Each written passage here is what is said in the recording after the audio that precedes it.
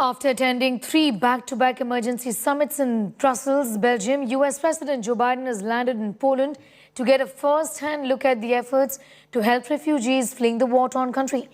Biden has arrived in Brezhnev, which is hardly 160 kilometers from the Ukraine border.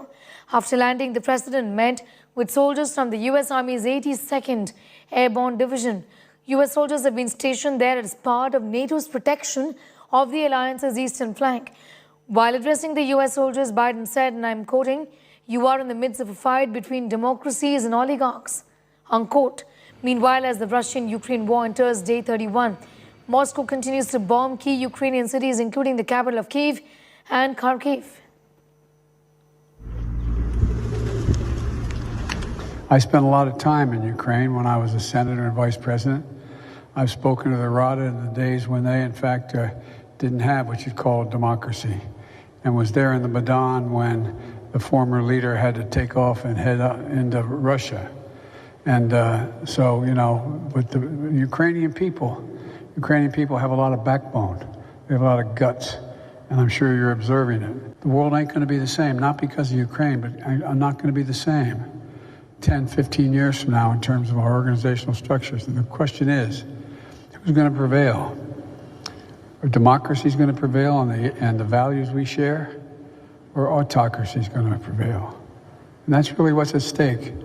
So what you're doing is consequential, really consequential. We're in the midst of, and I don't want to sound too philosophic here, but you're in the midst of a fight between democracies and oligarchs.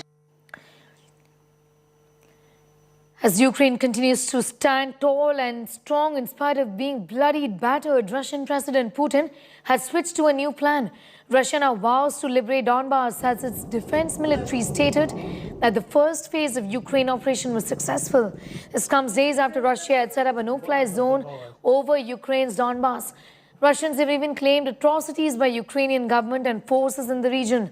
Earlier this month, Putin said it had been a difficult decision to invade Ukraine, but the people of Donbass were not stray dogs. Remember, Donbass is crucial as Russia-backed separatists now control 93% of Ukraine's Luhansk region and 54% of Donetsk region. The two areas that jointly make up Donbass.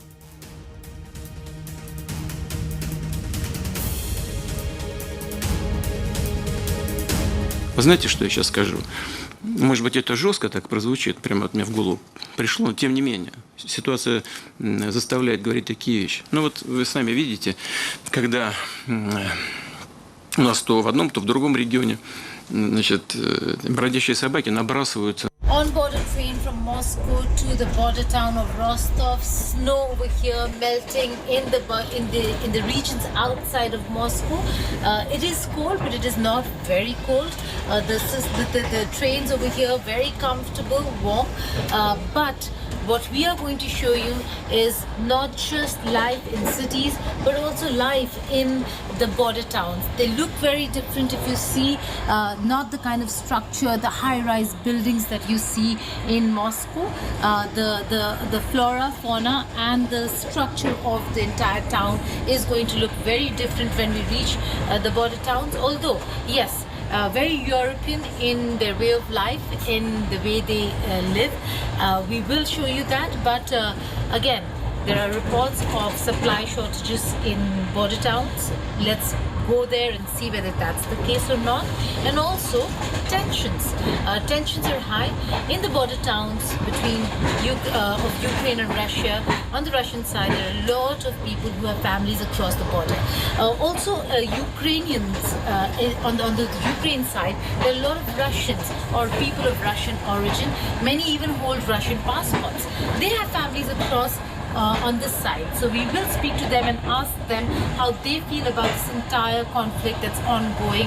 It has taken a toll not just on the lives of people in Ukraine, but also on how Russia and Ukraine are going to look at each other, the familial ties, historical ties between each other, and the relationship that people have, the people-to-people connect. So we'll report all about that, but for now, it's a long journey to Rostov, which is a border town, and from there to really the border between Russia and Ukraine, which is the Donbass region of Ukraine. So we'll report from there as well. With video journalist Satya Rautre on board a train from Moscow to Rostov. Geeta Mohan for India Today. As Russians continue to bear the consequences of sanctions imposed by Western nations, President Putin has accused the West of trying to cancel the Russian culture, referring to the cancellation of events involving Russian artists in some Western countries in recent weeks.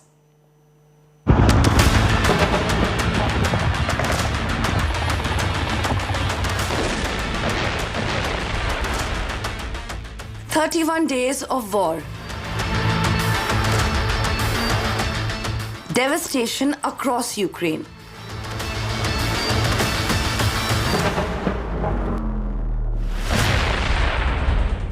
Putin unrelenting, unwilling to stop the carnage. Now, the Russian president is playing the victim. After starting a war that has seen the world turn against him, Putin is accusing the West of dirty tactics, of trying to wipe out Russian culture. Putin compared the move against a number of Russian cultural events in recent weeks with the actions of Nazi Germany in the 1930s. A number of events involving Russian cultural figures who have voiced support for the war have been cancelled. Books of Russian writers are being banned as well.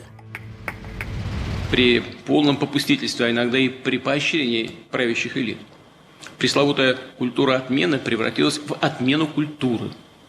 Из концертных афиш вымарывают Чайковского, Шостаковича, Рахманинова. Так запрещаются и русские писатели, и их книги. В последний раз такую массовую кампанию по уничтожению неугодной литературы почти 90 лет назад проводили нацисты в Германии.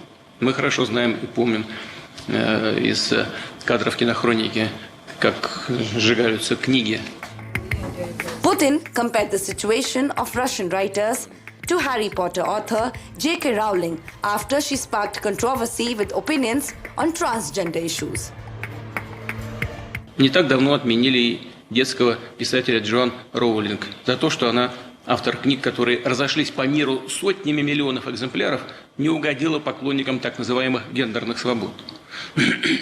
Сегодня пытаются отменить целую тысячелетнюю страну, наш народ. Говорю о прогрессирующей дискриминации всего, что связано с Россией, которая... Since Putin sent Russian troops into Ukraine,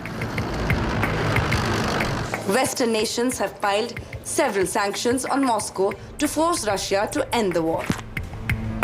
The maintenance of sanctions, the increasing the pain, and the demonstration why I asked for this NATO meeting today is to be sure that after a month we will sustain what we're doing, not just next month, the following month, but for the remainder of this entire year. That's what will stop him. The sanctions have left Russia isolated, politically and financially. Sadly, Russian sports and culture have become part of the collateral damage. Bureau Report, India Today. Cricket's biggest carnival is back. Defending champions Chennai Super Kings will take on the Kolkata Knight Riders in the very first clash of the IPL tonight. With 74 matches spread over a 2-month period, here's all that you need to know about the 2022 edition. The IPL is back, and the 15th edition of the world's biggest cricket extravaganza promises to be another cracker of a tournament. The addition of two new teams, the Lucknow Super Giants and the Gujarat Titans, has made it a 10-team competition now. While there are 10 teams that will battle it out for the ultimate glory, they will still be playing only 14 matches in the round-robin stage. The 10 sides have been divided into two groups of 5 each. Each team will play the other teams in the same group twice, along with the one from the other group in the same row. The remaining 4 teams in the other group, they would play only once. For example, Mumbai will play Kolkata, Rajasthan, Delhi and Lucknow twice, since they are all part of Group A. They'll also play Chennai Super Kings twice, as they are in the same row as them in the other group. They will play Sunrisers, RCB, Punjab and Gujarat once. In order to minimize COVID-19 exposure, the IPL round-robin stage will be held across 4 venues in Mumbai and Pune.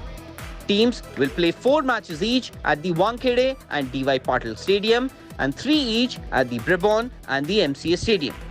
After the mega auction, the older franchisees too bear a new look, even as many have tried keeping the same core in place for the new IPL cycle. But the big change this season will be not seeing two Indian stalwarts donning the captain's hat for their respective franchises. While Virat Kohli led RCB to the playoffs last season, MS Dhoni won his side their 4th IPL title. But this year, both RCB and CSK will be led by two new captains. While Faf du Plessis will take on the mantle for the Royal Challengers Bangalore, Dhoni has handed over the baton to star all-rounder Ravindra Jadeja. There are other new captains too. While KL Rahul has shifted base to Lucknow, Punjab Kings will be led by his former opening partner Mayank Agarwal. Even Hardik Pandya will lead a side for the first time. He is the captain of the other new franchisee, the Gujarat Titans. Meanwhile, Shreyas Iyer, having lost Delhi Capitals captaincy to Rishabh Pant, was snaffled by Kolkata at the auctions, where he has been appointed as the skipper.